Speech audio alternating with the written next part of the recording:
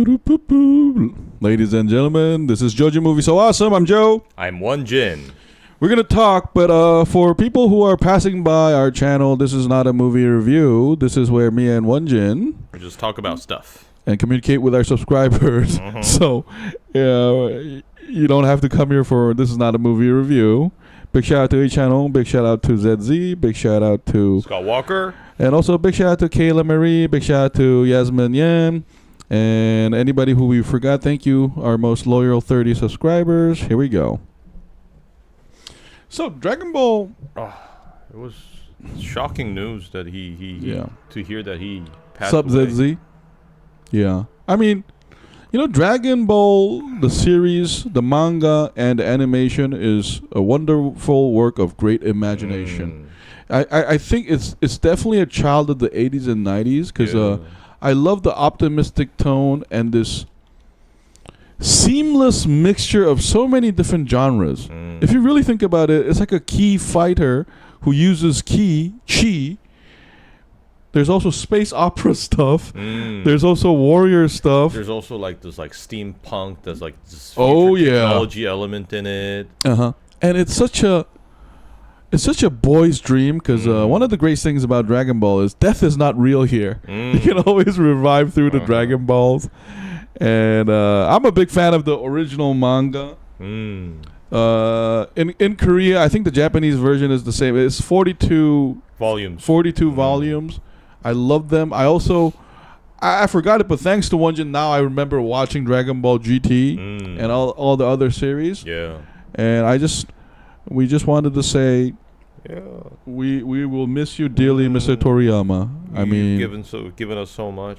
You've given our childhood, and I'm sure fans worldwide that are in the billions will remember you forever. Yeah.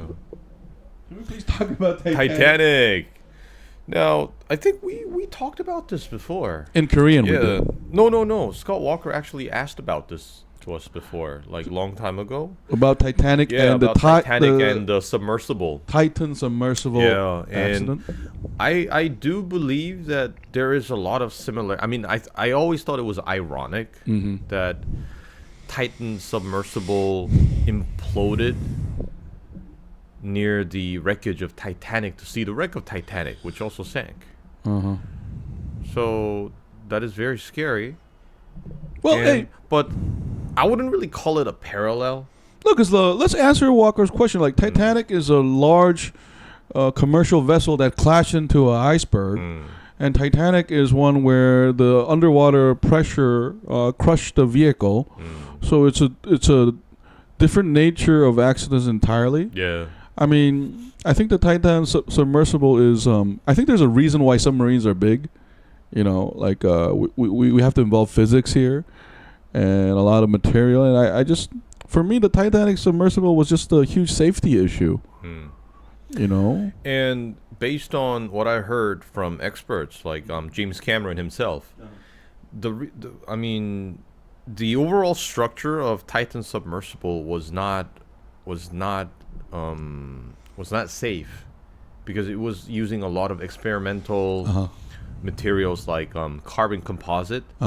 But he said in order to explore deep sea, you need to use vessels that are designed very conservatively in case of such catastrophic accidents. So what they usually do is they make it into like a circle or like a cylinder, and the entire hull is made of like a single material because different materials have different characteristics, and when you bond them together, they're gonna behave differently under the same condition.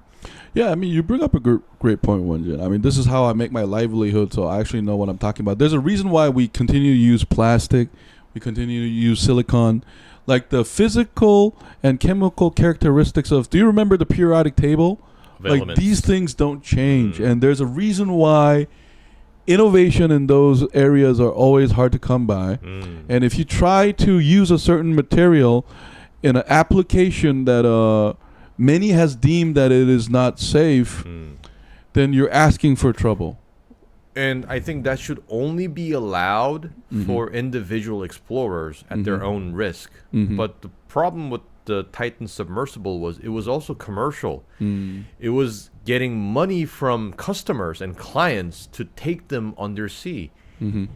And using such risky material with a chance of in hindsight, though, I guess the founder, he already made a couple of trips and those things went fine. So I guess in his mind, since it was gonna be okay, since there's no prior data, I guess he had no reason to think that it would be unsafe this time. Except one of the most heartbreaking thing about that incident is I really didn't want to talk about it. Yeah, the father and son thing. You mean? Yeah, exactly. It's a huge shame, and but back to Scott Walker's question. I think Titanic. I mean, both one is from human error, I guess, so that's a commonality. But the sad thing about these accidents is we know that they were avoidable in hindsight. Yeah. So that's what's sad, Walker. And Zizzy, one took hours, one took seconds to crash. That's true. Not even seconds, probably. That was like in probably like microseconds. Yeah. Yeah. Which I think would be like a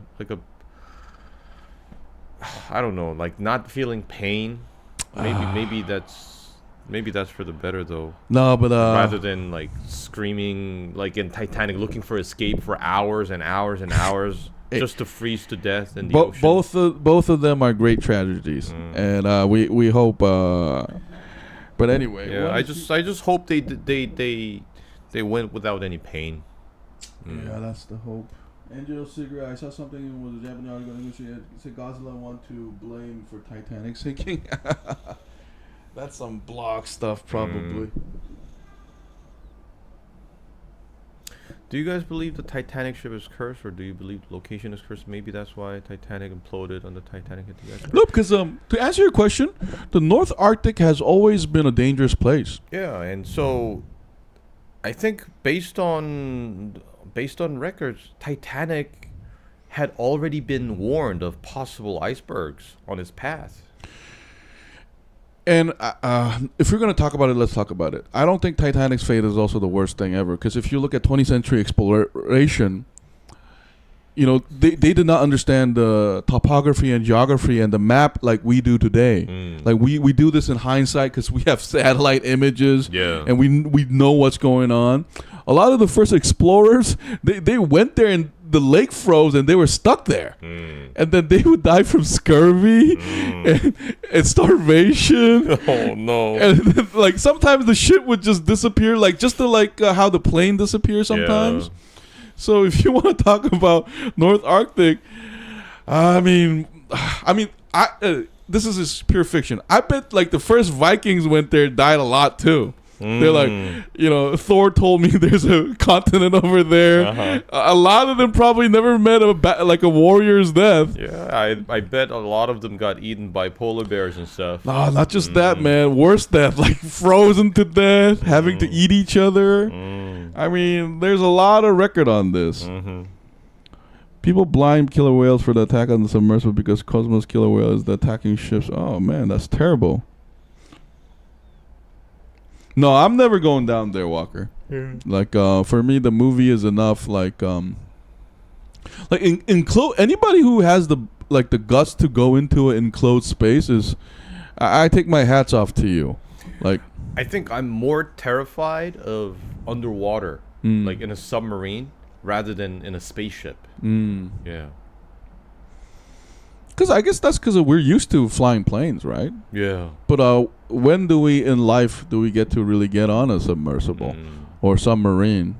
I guess that's the attractiveness, though. I do think that possibly the next frontier for us may be underwater. Yeah, there's still so much we do not know. Mm-hmm. Hold on. They're making a movie about Titan Submersible. How do you think it would affect the family? Yeah, I think it's a bad idea to make about the movie because, like it's different from the Titanic because it's so old. A lot of time has passed. That's also true. Yeah.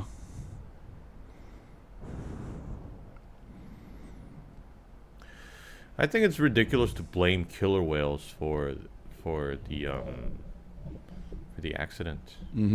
Because remember, it imploded not because of killer whales. The water pressure destroyed it. Says you're not sure what it's called, but I have this weird fear of boats when they go over water. They have a dark color, like deep water or such. Yeah, water makes me afraid too, Zetzi. Earlier tonight, I looked on the internet on Titanic record. There's no Korean passenger ship. Sorry about that. No, like I think the last time in Korea were master of boats when our dear General Lee Sun-shin fought off the Japanese, because we're not really ship-faring people, so to speak. I think the last big expedition was in the Ming Dynasty, because Won-Jin, do you remember like that old game 대서양 시대? 대항해 시대. 대항해 시대. Like, cause it's okay, cause like Europe led that whole trend in the 16th century and 17th century and onward. Yeah. I mean, Asia. The great exploration. Yeah. To be honest, Asia, there weren't many movements to do that. Yeah. And I think it doesn't even have to do with the industrial age. I think it's got to do with governments and a lot of factors, because like, for example, like China is, self-sufficient, quote unquote. So like you need an incentive to do that, right? Yeah, because if you look at the early European travelers, a lot of them are Scottish or Dutch, where they're usually like merchants, and they have more incentive to go outside because they don't have large lands to farm. They have limited tax revenue. So if you give me a boat, and because a lot of the irony of the British Empire is a lot of them were Scottish. They're like, I don't get respect in my kingdom. I might as well go out. And look at the conquistadors. A lot of them are like basically low class samurais in Japanese term, where they have in dreams, like basically dreaming of changing to climb the social ladder, their destiny and social status. Exactly. So like I think they were just generally more incentive to do that. And well, and I heard when you look at records in China, there is a record of them exploring and discovering the American continents in the what was it, like 15th century or something? Yeah, because the Ming Dynasty. Yeah. And I'm pretty sure this is what happened. The emperor said, we got nothing better to do, so just check some shit out. And that's it. And they found some shit. They came back and they reported to the emperor. They're like, okay, good job. That's Zheng He. That's he's a eunuch. And he, I don't remember the Chinese name now, but Ming Dynasty Yonangje ordered him like a couple of expeditions. Yeah. But China also had a big problem that Europeans didn't have, which was the nomads. And for them, the security on the northern border was always more important than ocean, until some British ship came and started selling opium. So like, anyway, how do you think the families were the movie about this Titan Summers? Do you think they'll be angry? Yeah, they'll probably be really angry about it. I mean, if I were the family, then I would be very, very upset. I would not want any movie about that, because I mean. My family's death is entertainment value. No. Yeah. That cannot happen. No, but the only reason me and Won-Jin we're talking about it, we have a kind of a rule where we don't want to talk about tragedies, but it was just a huge news, right? So I understand where you're coming from, Scott Walker. Like, it was just all over the news. And, one of the scariest thing was, are they alive or not? Because what's that airplane, M70 that disappeared? The MH137 or something. Yeah, because we haven't found the wreckage there too, right? So, like those are the most frustrating ones, because we don't know what happened. Yeah, I remember as a child all those stories about the Bermuda Triangle. Yeah, where these planes and ships just magically disappear. Oh, you remember that great TV series where they actually go there and they go to this different dimension and there are monsters? I mean, I guess in that aspect, it does like touch our imagination. Yeah. I mean, because the Explorer Age, one of the funniest thing is all these fucking autobiography, all bullshit. I met Headless Man, and then all these like all straight bullshit to sell books in Europe. Like those things are funny. But I don't know. Like, New Frontiers always take sacrifices. I mean, true. We are living off their benefit, and we're now approaching a world full of drones and AI and autonomous machines. So I think this could be accelerated in the near future. We could explore the deep sea in speed that we thought never was possible. You know, that's so funny because now that I think about it, Dragon Ball doesn't have any AI. I guess when you have magical powers and super science, you don't need AI computers. Yeah, that's true. Yeah. Because when you look at other like animations or in that time period, cartoons from that time period, there are a lot of mention of like AI. Remember that cartoon called Cyber Formula GPX? Yeah. Asrada. Yeah. There's that AI robot that assists your driving. So yeah, that was a popular concept back then. But for some reason, although we have a lot of technology and all these like technological elements in Dragon Ball, we never seem to find AI. No, but it makes sense though, because like let's say AI takes over a planet, right? And Frieza is like, okay, die, and then he brings up his Ginyu, never make that shit again, okay? It pissed me off, but I can just blow up with my one hand, so fuck it, right? No, but it does. Oh wait, we were wrong. I guess those Cell and those robots, they are artificial intelligence, I guess. Oh, yeah, we do have androids. Yeah, right? Androids. Oh. I mean, yeah, they are. You and I were just thinking of Matrix like AI. It's like the red ribbons already made AI. Yeah, yeah, and they are as powerful as Super Saiyans. But do you think we'll ever see another live-action Dragon Ball Z movie with all the characters from the series, including what did you say? Including Gohan, Piccolo, and the others? No, like the thing is, I don't think so, because usually the live-action movies of Dragon Ball, they get a huge backlash from original fans, including myself. No, but if they do it right. But look at Cowboy Bebop, the recent one. It was so trash. Like it got canceled immediately. Yeah, I think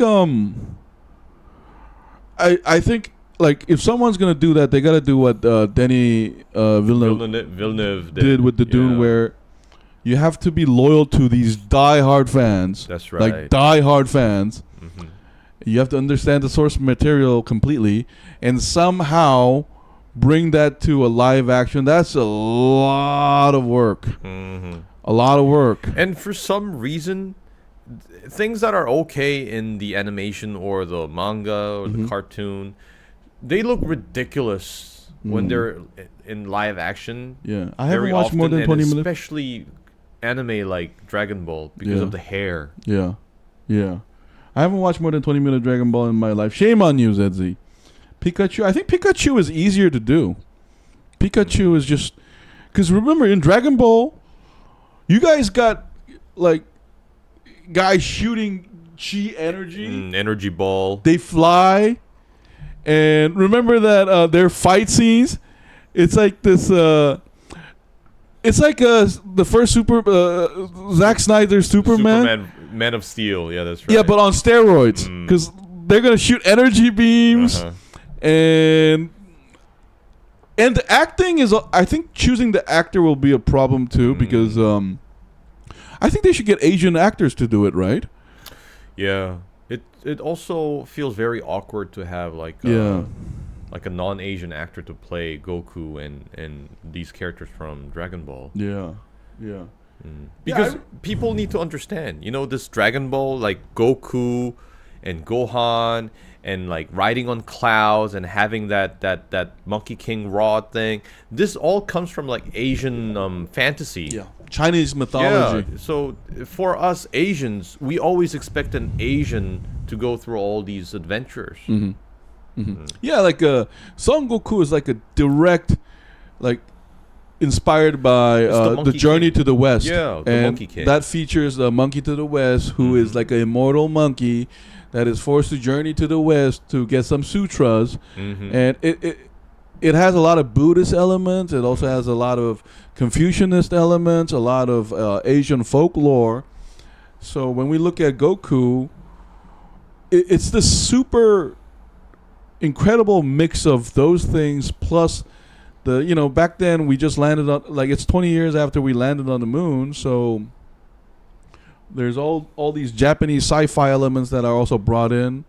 And it's this wonderful mix of technology, magic, fantasy, family, and like fighting, and it's just so hard. It's going to be so hard to bring to live action. Naruto film. Yeah. Yeah. I actually like. I think let's see. I think it just depends on the role, though. Because, for example, in Ghost in the Shell, I didn't have any problem with like Scarlett Johansson playing her because I just didn't within that universe. I didn't think race was important. Yeah. But like Won-Jin just said, Dragon Ball, I think it should be Asian because it's just so especially the first 10 books.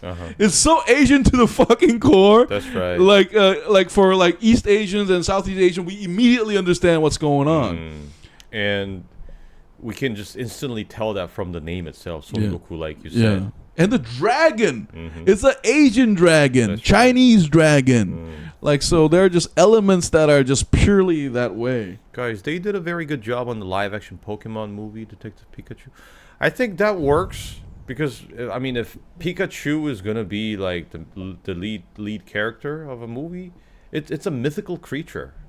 So even if you make it into a live-action, it actually works better than a person with the spiky hair. So the same goes for the Sonic the Hedgehog movie, the one with the Jim Carrey playing the villain, Dr. Robotnik. That was actually pretty entertaining for me. I thought it wasn't really awkward.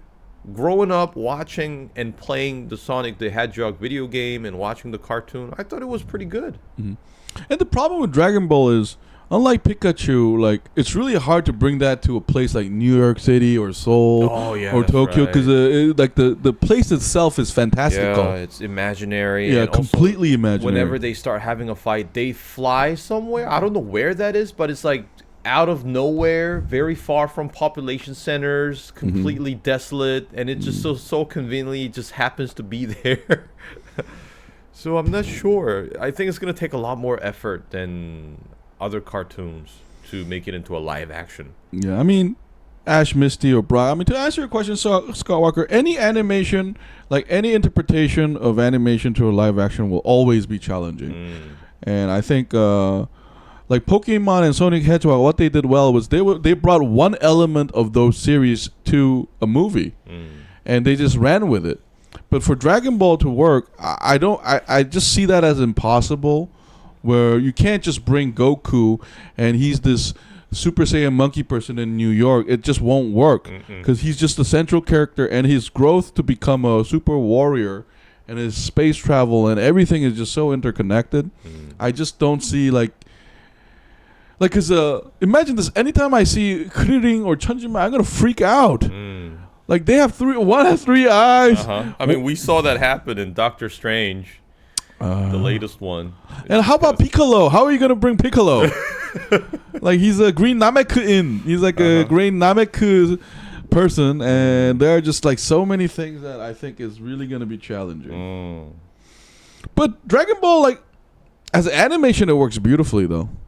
Yeah, and I think it could work with like the new AI technology turning cartoons and animations into like this 3D animation. I think that could work as well. But as a person, an actual person playing these roles, I think it's always very risky.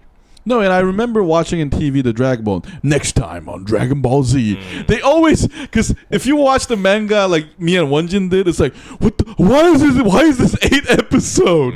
Like they drag out like chapter to in pieces where we both have like a manga, like a paper comic book, and animation, a lot of people prefer the animation in many cases. But in the case of Dragon Ball, like you said, the animation version, it drags out certain events so long that it kind of gets frustrating watching it.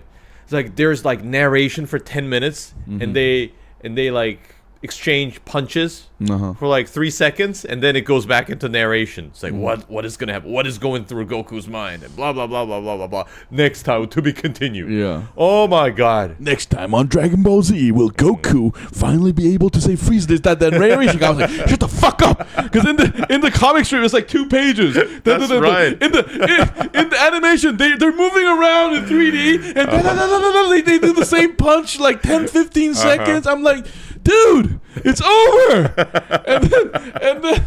and back then you gotta remember they had commercials too. So and then the screen turns black again. Oh man.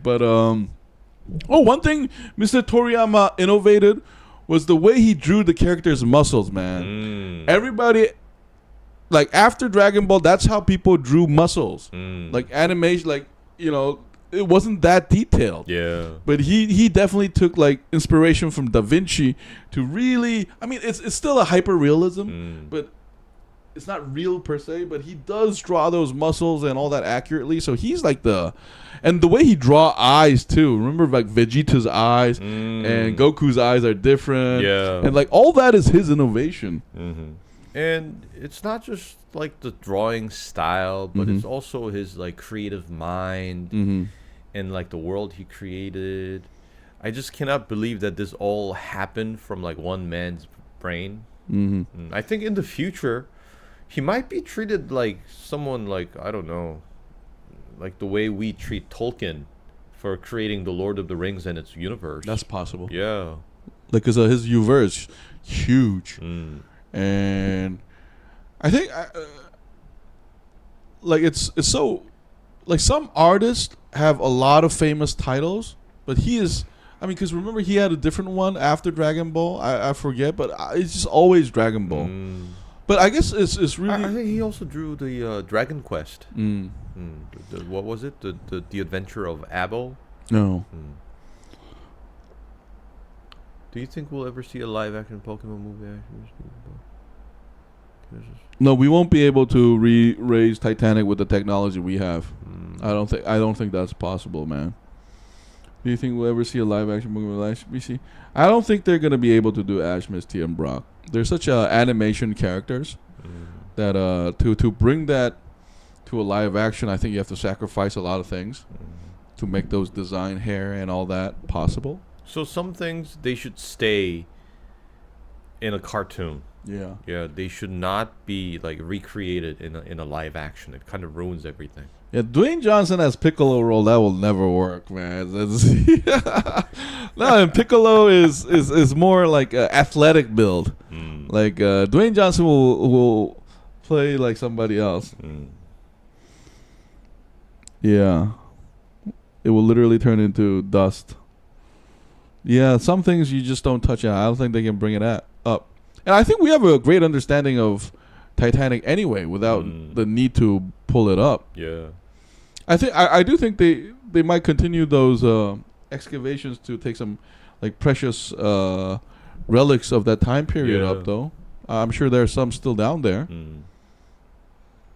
But the problem is the ocean is always moving. Yeah, there's this ocean current. There's this tremendous water pressure. No, I think I should bring Ash back in Pokemon where he's older.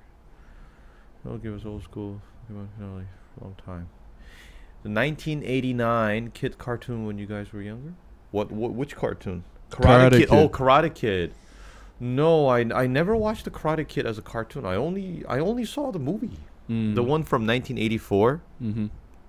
No, I think I saw it in passing, but I never really looked at it seriously, Walker. I mean, Misty growing up, and that could work. Yeah. No, but Pokemon was such a big deal. I love the Pokemon Nintendo, like Game Boy game.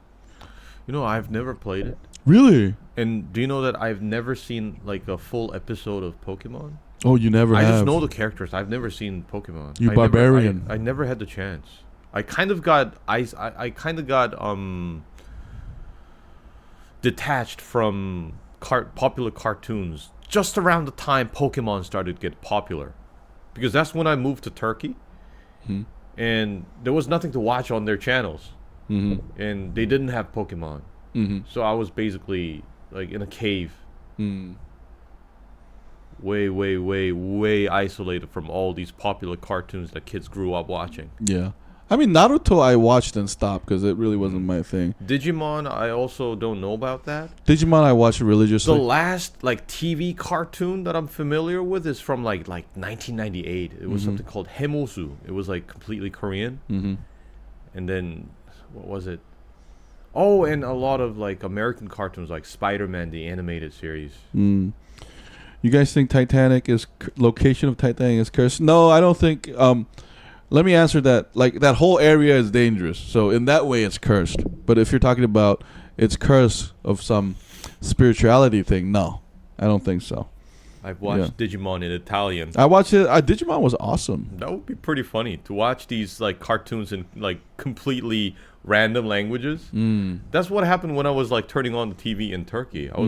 They had like the Teletubbies in Turkish, and it was very bizarre for me because I always believed that it was already bizarre in Korean.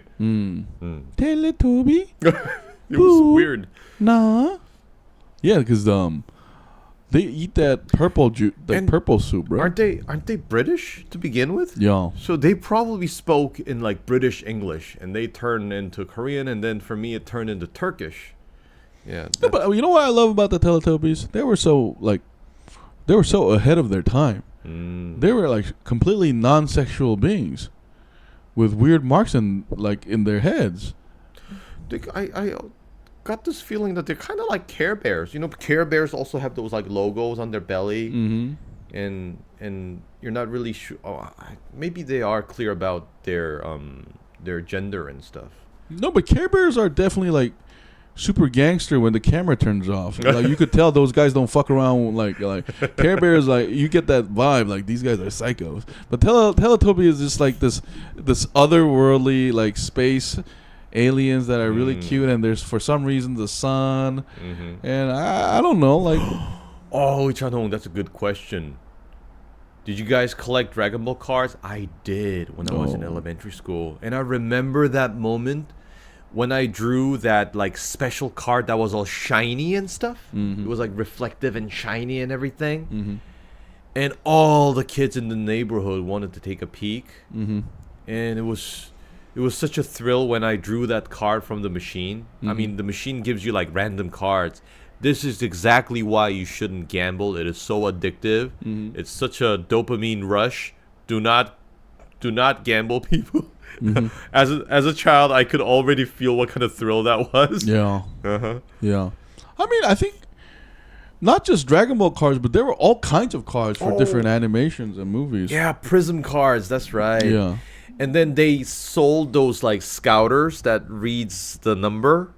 I mean, when you look in the Dragon Ball card, it shows you like the power of the card, but it's all like it's not legible. But when you have this special scouter and you see through that glass, that orange glass, you can read the number.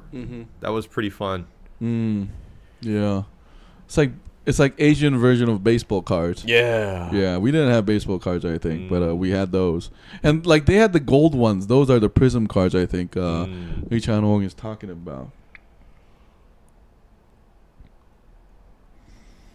Yeah, and I think holding those cards were dangerous because older guys would come and like steal it. Yeah, I mean, yeah, they would just take your shit. They would just rob it from you. Those cards. Yeah, roba. Yeah, and they'll probably sell that stuff too, right? For Obegon, for like a oh man, it's like a prison economy in school.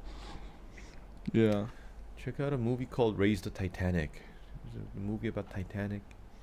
Any raise from the bottom of the ocean. We'll definitely check it out. But anyway, guys, we're reaching 9:30 p.m. in Korea time. It's food time. We need food. Yeah, and our blood sugar level is getting lower.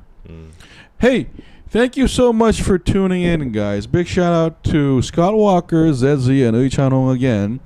And next week we will be back also with movie talk and some Let's Talk. And I hope you all have a healthy, wonderful week until we see you next week. All right. So, have a good weekend. We'll see you next week. This has been JoeJinMovieSoAwesome. I was Joe. We'll see you next week. Won-Jin. That was Won-Jin. And I'm Joe. Joe Won-Jin. Won-Jin Joe. Turn off the camera. What the fuck you doing, Won-Jin? I have moved the desk this way to prepare to end the show. Yet you still did not turn off the camera for some reason. Are you fucking with me? I just love it when you fuck with me. Have fun, people. Maybe. Don't fuck with me, please. Oh, thank God the camera's off. double quarter pounders, extra cheese, extra onion. Yeah, we love McDonald's too. McDonald's, KFC. Mm-hmm. Yeah. Oh yeah. Ketchup, mayonnaise. McNuggets. McNuggets. You know, McDonald, that guy, that clown, he's a straight serial killer. McLovin. Eat my burger or die. Eat it.